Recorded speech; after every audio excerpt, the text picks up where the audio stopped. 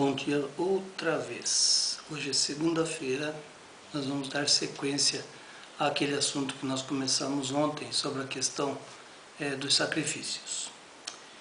Então, eu mostrei que, biblicamente,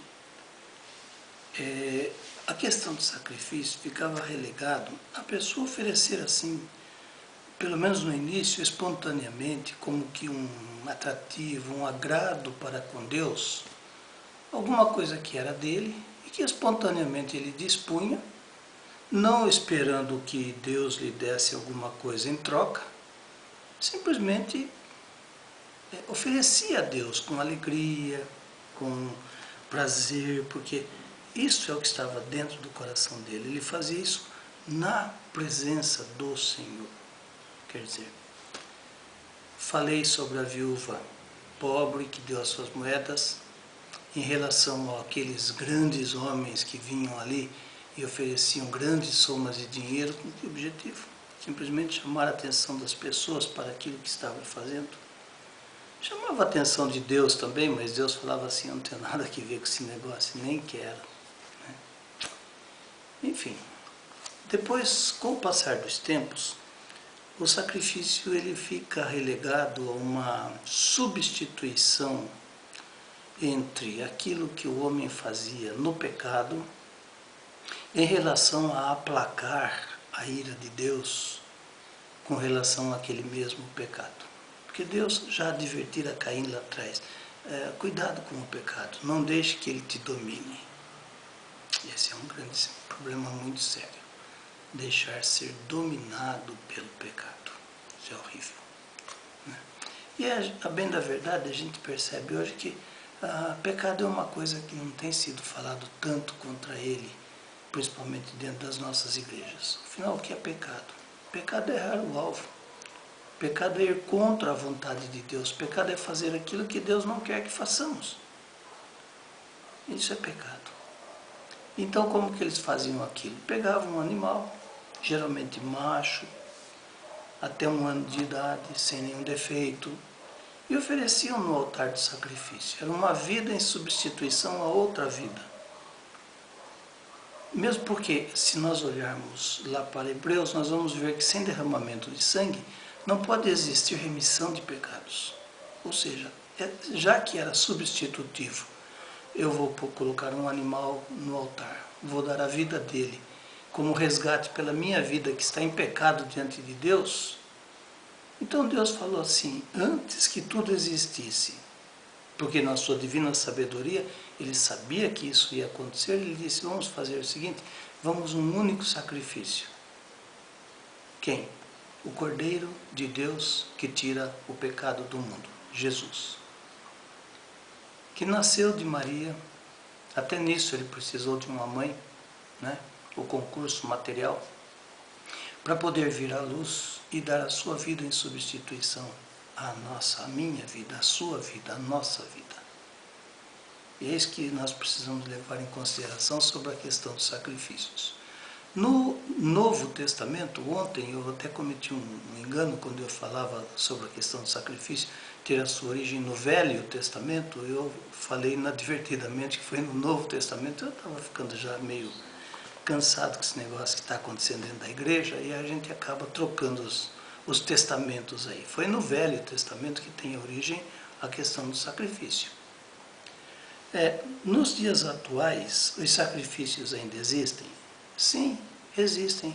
Como? Eu nunca vi uma igreja evangélica fazer sacrifício, não. Uma igreja evangélica, não. Mas principalmente algumas doutrinas, particularmente as doutrinas afro-brasileiras, elas ainda têm o seu sacrifício.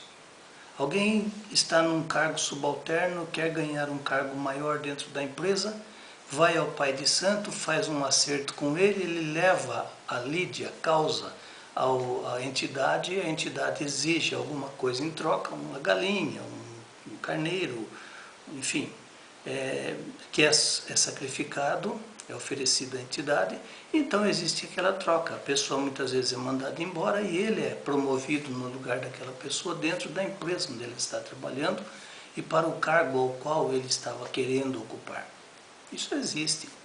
A vizinha está de olho no marido da outra vizinha aqui, ele é mais bonito que o dela, ou ela não tem marido, então ela quer esse aqui, vai oferece lá uma roda de champanhe, charutos, farofas e uma série de coisas mais. A pombagira vem aqui, leva o homem a dobrar a sua mentalidade, a esticar os seus olhos, ver que a vizinha é muito melhor do que a sua esposa, e vai fazer que não deve com a vizinha.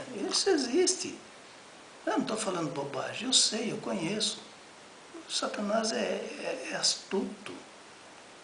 Então, essa questão do sacrifício, todas, com o passar do tempo a gente vai percebendo que, ainda que no Antigo Testamento o sacrifício continue existindo, no Novo Testamento ele deixa de existir. Por quê? Porque o sacrifício perfeito, que é Cristo Jesus, sacrificado sobre a cruz, para que ao derramamento do seu sangue se remisse o pecado e nós tivéssemos agora acesso livre à presença de Deus, o sacrifício se extingue. Ele vai continuar nas religiões paralelas, que não são as cristãs. Mas no cristianismo nós não temos mais sacrifícios. Tudo bem? Esclarecido? Então, se o seu pastor falar que você precisa fazer um sacrifício, fala para ele: o sacrifício maior já foi feito na cruz do Calvário. Cristo o fez em meu lugar. Eu não preciso me sacrificar mais. Graças a Deus. Aleluia. E sabe que também existem sacrifícios humanos, né? Existem pelo menos 3 datas no nosso calendário que o sacrifício humano existe. E ele é feito.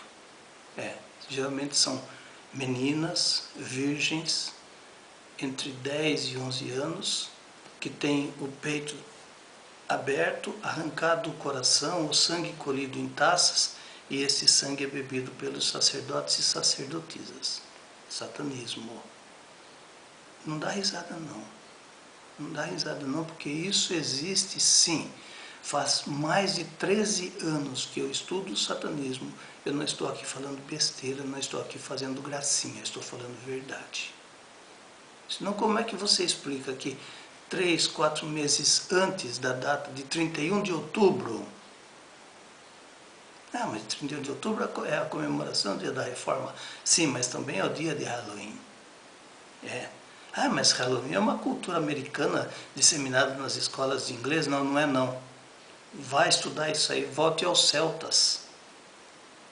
Volte lá, você vai ver que tem muito mais mistério entre céu e terra do que possa sonhar a tua vã filosofia. Eu não estou falando bobagem, eu sei o que eu estou dizendo. Infelizmente eu sei o que eu estou dizendo.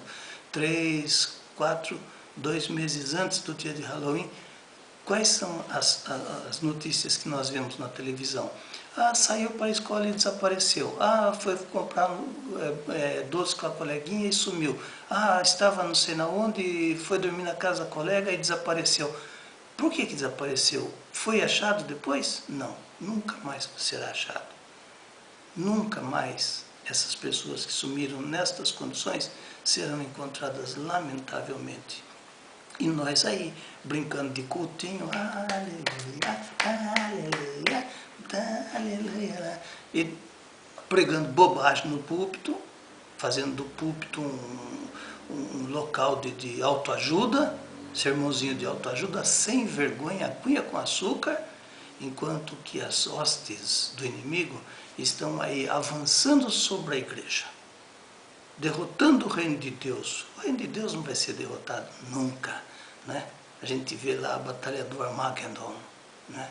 Em que nós vamos ver que a igreja é apenas um contingente de força, porque os anjos do Senhor batalharão contra Satanás e seus anjos e prevalecerão. Aleluia! Isso sim, aleluia! Né? Mas nós aqui, brincando, somos as virgens nécias, adormecidas, sem óleo, sem azeite na lâmpada, enquanto que o noivo chegará e nós não entraremos. Por quê? Porque quando foi o nosso tempo de fazer alguma coisa, nós ficamos brincando de igreja, disputando cargos de pastor com colegas, tirando o presbítero porque o presbítero se opõe